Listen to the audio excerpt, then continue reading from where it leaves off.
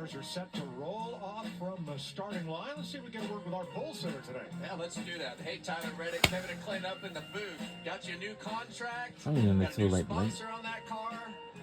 What do you have in store for today? What do you think the plan is, buddy? Yeah, I think for us, we just got to hit our strategy. We do a really good job of that. Stage 1, we can get some stage points, and yeah, just going to be interesting to see how this plays out in stage 2 and 3 with the shorter lane. We'll do our best to hit it right. We'll see if we can do that. All right, buddy. Well, have a good time out there. We'll be watching, and good luck. Thank you, guys. Qualifying yesterday was rained out, so the Jack Link's starting grid was set 5 points. Tyler Reddick on the front row with Kyle Larson looking for his first drafting track win. Row 2, we've got two-time Talladega winner Denny Hamlin. He got his first NASCAR Cup Series win here. Bubba Wallace. Regan? Well, Kevin, much of the attention this season, and rightfully so, has been on Tyler Reddick. Do not sleep on his 23-11 teammate, Bubba Wallace. Off to the best start of his career and in position to win both of the first 2 drafting track races this season at Daytona and Atlanta. He has looked extremely strong so far this season. When we come to Talladega, he's the 2021 winner of this race. Has 3 straight top 10s coming into this weekend at Talladega. And as crew chief Charles tonight told me, when we go to any weekend, we're confident, but this weekend we expect the win to go through this 23 car. Got a lot of winners up front, and row 3 is no exception. It's Chase Briscoe and a 6-time Talladega winner, Brad Keselowski. Row 4, a pair of Hendrick Chevys, William Byron and Chase. Welcome back to Talladega Superspeedway. Ton of confidence for Chase Elliott and this 9 team heading into this race. As you mentioned, a 2-time winner here. Spoke with the team earlier today, and they told me not much needs to change in terms of their approach. They have a good notebook. They know what they need to do. Now it's about execution from the top of the pit box to pit road and out on the track, especially when things get intense. Chase has a knack for making the right moves when it matters. They'll look to do that once again today as he looks for his 3rd win at Talladega and his 2nd win of the season. Row 5, a driver who has had a great start to the season, Ty Gibbs, and Prosper, Texas's finest, Chris Buescher. Row number 6, this track likes to give first-time winners. They get a Cabanera, Ryan Preece, Carson Hocevar. Row 7, Austin Cindric, last year's winner in a Ford and the Toyota of Christopher Bell. Row number 8, 3-time Talladega winner Ryan Blaney and Daniel Suarez. Jamie? Ryan Blaney is making his 300th career start with Team Penske, and what a great team to be with here at Talladega. Over the last 11 years, they've won almost 50% of the races. So, what's it going to take today? They obviously haven't turned a single lap yet, but as crew chief Jonathan Hassler told me, we've got to stay up with the draft, stay with our Ford teammates, but we also want to maximize those stage points. Ryan Blaney, of course, looking for his 4th career win here at Talladega, the biggest, baddest track we go to in NASCAR. Thanks, Jamie. Oh, look at that crowd.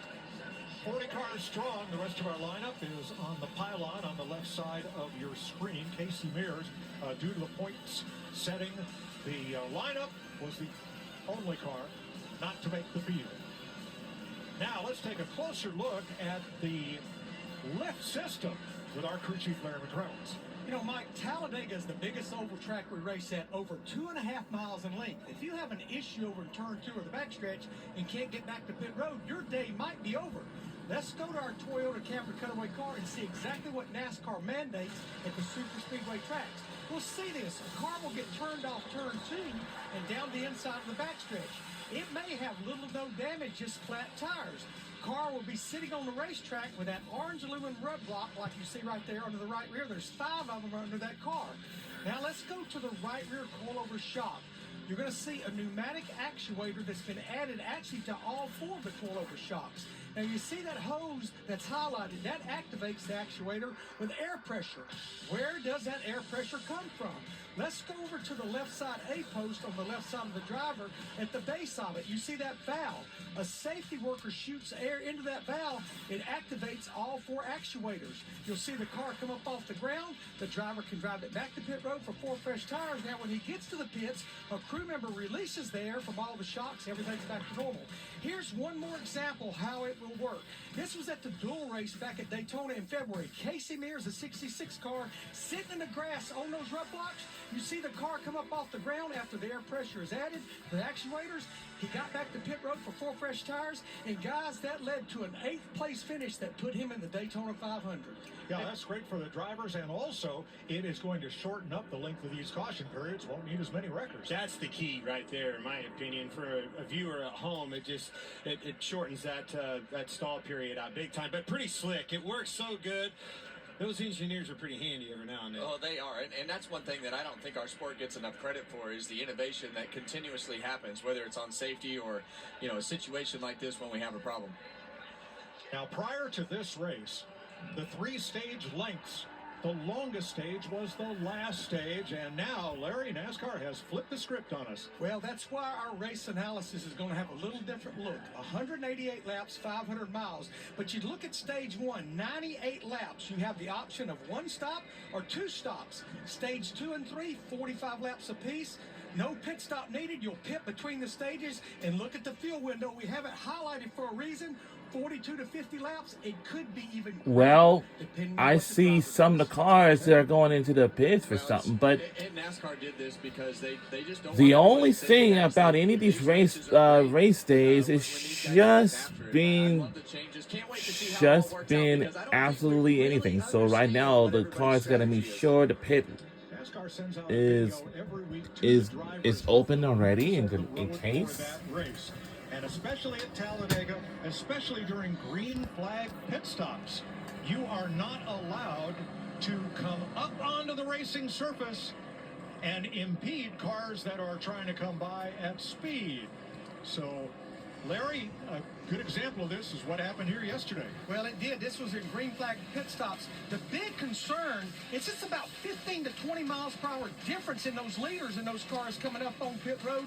This has always been a rule, but it came to life in the Daytona 500. We saw it yesterday, and that's why NASCAR told the drivers, you're not going to do it, that you need to fall in line behind the line of cars that's at speed. This needed fixed.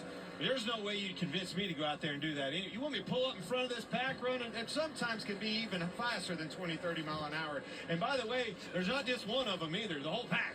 Yeah, and that was always something that I never liked about the racing that was going on. But blocking has become a key part of what we do. The guy that wins this race today is most likely going to make a great block. The guy that gets crashed and doesn't turn out okay is probably going to make a bad block. But I think that NASCAR just had to step in, say this is too far, we're going to get somebody hurt. Love the change. Well, at the end of the day, there's a difference between blocking and impeding traffic. Impeding is certainly pulling out in front of them, purposely slowing them down and making them a decision, putting them in a decision that's harm's way. Beautiful day here. And beautiful day. The Temperature's gonna get to temperature out 80. there is 93 Light degrees, but breeze actually on the 79 northeast. degrees. It's This almost is 80 the degrees. most fun you can have. And of at a course, racetrack. 93 The degrees of infield is track absolutely temperature, and of insane. course, It's so and fun to watch everybody.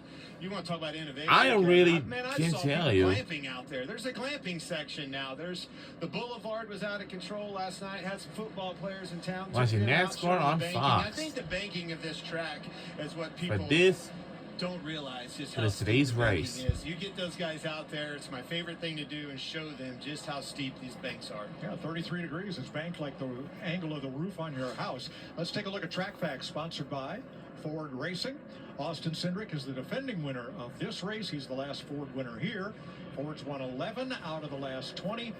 33 races in all, and our final fact is glamping. Isn't that short for glamorous camping or something like that? Well, I don't know how glamping it was when it poured rain that night. It was looking like they were having so much fun. I was They going had to say some it's liquid right up encouragement. Clint's alley. I need AC, buddy, in a hot shower. But the only thing These is, next three could be the desperate hours for a number of drivers. Well, look, this list is pretty impressive with the quality of drivers Yeah, that we we're have. going to These do guys won't myself think it's today, impressive, but Champions. Kyle Busch, Brad Keselowski, Alex Bowman, so many of these guys that have had options or capability to win at other racetracks, but not lately. You know, they hadn't been able to capitalize on that. And our defending champion, Kyle Larson, you know, he's coming up on a year. So a lot of big streaks that could come to an end today. You know, Kyle has always had trouble on these super speedways. They give him fits. He's always right there, finished second here before, but just hasn't punched and got that win, you know, off his back. First time, it can happen right here today. Starting up front. And those aren't the drivers that could win. That list is a whole lot longer. Those are drivers that expect to win. Now, there are track trucks out near the entrance of pit road, and they are looking for weepers up through the asphalt from overnight rain. So a little bit of sweep up being done there to make sure that entry and that's to pit road is dry. It's very important because it affected this race a year ago. Shane Van Gisbergen, you saw the left side, Scott, on a weeper right there on that yellow. And as soon as he hit that water, the car spun sideways and brought out a caution. You could see it right there, the water spray. Yeah, and it gets in those seams on the racetrack and just kind of builds up. And then as the moisture or the temperature comes up, the moisture starts to push out from underneath that asphalt. And you see exactly what you have right there. So you have to be aware of where those are to make sure that you don't get in them. All right, we got a couple of pre-race pep talks. You see some of the weepers there up through those seams in the asphalt. Down, that's off the racing surface, what you just showed. We have Brad Keselowski and William Byron.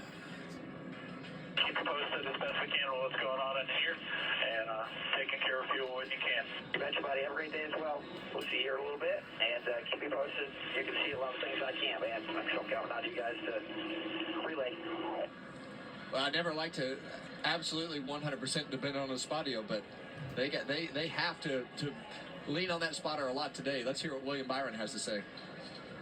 All right, we got a good luck car, new primary sponsor. So it's a fun day to go get a win. Thank you. Communicate, work together. Yes, sir. Appreciate it. Have a good day, guys. Execute all day. This is hard to do. Communication, listen to that spotter, believing in him, trusting, being very decisive and precise. When he says clear, you have to do it immediately because that. And our fans are so excited to be here, and I for them to be here. And of course, they always allow us to win a super slice, whatever it is to this race. Sunscreen has everything, t-shirts and more. And of course, start finish line. And here they come. Daytona International Speedway, that this track was modeled after, would be right here. But that's just the start of the and now, let's get to racing right now. Green flag, and we're underway at the Talladega Super Speedway of the Jack Links 500. The qualifying canceled yesterday. They haven't been in these cars one time this weekend. All right, we're just getting this thing started now. Hope it turns. I gotta find out and see how many years we've been watching NASCAR races. I think it's. Probably feel the car bottom out when you get to the other end of the racetrack. I'll go with here in 3 and 4. Big bump. I don't know. Go across the racetrack. You'll see them come up on that right there. So there it is. Big patch going across the racetrack, but these cars are going to bottom out a little bit. The drivers, I always was on edge just a little bit because I wasn't real sure what my car was going to do, and you know you have to hold it wide open. We only got 20 drivers. That's not even a lot. No, we got more than 20. We got like 30-something drivers or something like that. The track flattens out as you get to the start-finish line. Yeah, you see that third lane we're right in there stage one. We got to form up top, a whole bunch of cars up in the top. We only got, you know, see what these strategies are going to be for everybody to try to put themselves 187 laps to go, but this time it's not going to be a lot, it's going to all start to unfold. So you see, well, and who Austin will pull up in front of it, right? Austin Dillon's pulling him, but the opportunity is coming for somebody in front of him. Do I go up there and block it and take the ride? Yeah, and those guys have come from the back of the pack. You know, Ross Chastain and you know, a lot of those cars up in that top lane. Austin Dillon all started towards the back of this pack, 24th for Ross Chastain. So they've made their way to the front quickly. Austin Dillon from 18th to 5th on the outside. Now, we actually got 40 drivers, actually. Here he comes. He wants to lead this thing. And you see two teammates down on the bottom down there, and you see Chase Briscoe actually pull out. I don't think that was on purpose. He used to. Either Denny got loose getting into the corner or something, and he moved up Just to like last keep year. from running him over. Denny Hamlin in the 11 leads the first 2 laps with his teammate Ty Gibbs on his bumper. Middle lane Toyota Chevy, outside lane Chevys. Yeah, right now, that's as many cars in that top lane as you'll probably see here all day in that third lane. Now, one thing that will do when you see it like this is it can gridlock if they're 3 wide. Not really a chance for any momentum and you know, a pull off of any other car for anybody else. It'll stall out. We've seen this before.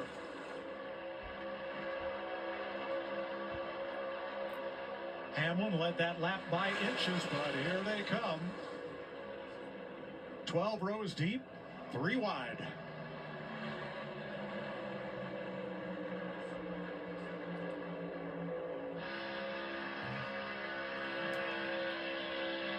You got the gyro cam here. You really get a sense of how steep that banking is with this camera in Kyle Larson's car as we ride on board the Valvoline camera here. Yeah, look at that. Level right back out. And this part right here through the travel is actually pretty tricky, Clint. And, you know, that very bottom lane actually doesn't have as much banking. A car really will get light as you go through there if somebody's tucked up right behind you, and the way that you transition in and out of that trial on the front straightaway. On the bottom lane, yeah. Now Briscoe went up top, then came back down to cover, and in doing so almost lost the lead to Austin Dillon, who's coming hard on the outside.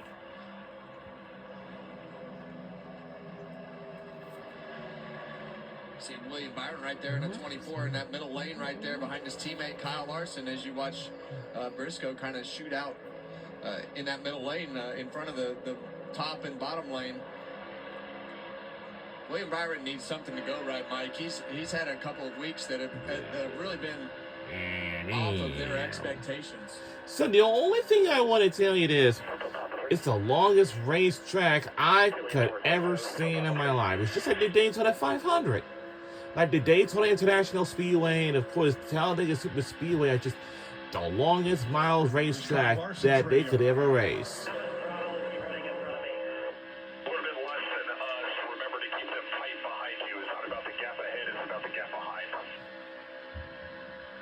Keep an eye on that throttle percentage. This is the guy that's leading the middle line. Kyle Larson is only at 50. That's half throttle.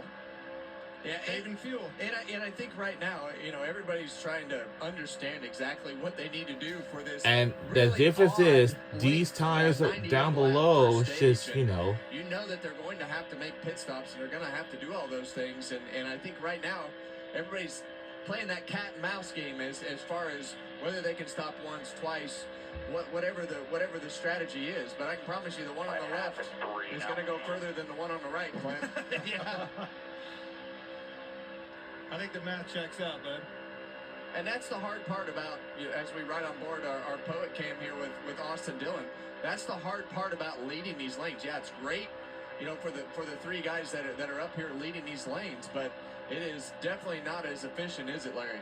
Yeah, to make this on one stop, remember that was one of the options. You need to be about 55 to 60% throttle, and that's going to get you about 6.5 miles per gallon. The thing about it, every 15% of throttle you reduce, that's another half mile per gallon that buys you over the course of the run. All right, that's at the front of the pack. So obviously they're doing that. Let's go back and look at SVG back here running clear at the back. Can he save any more gas? No. Kevin?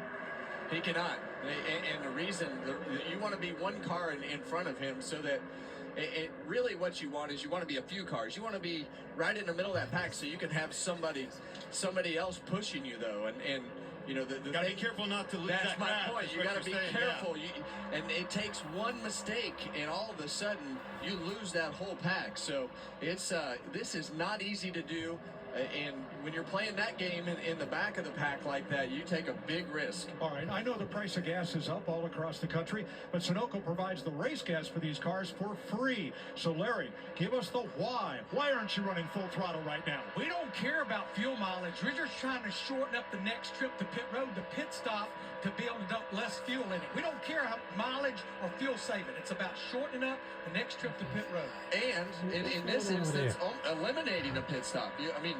right? I mean, it's going to take a lot to eliminate this pit stop. Yeah, you've got to pretty much split it down the middle. 49 laps to run in this first stage, and that is a long way to go on the tank of fuel. 8 laps complete at Talladega. Denny Hamlin's led 5, Chase Briscoe 2, and Austin Dillon's led his first lap of the season.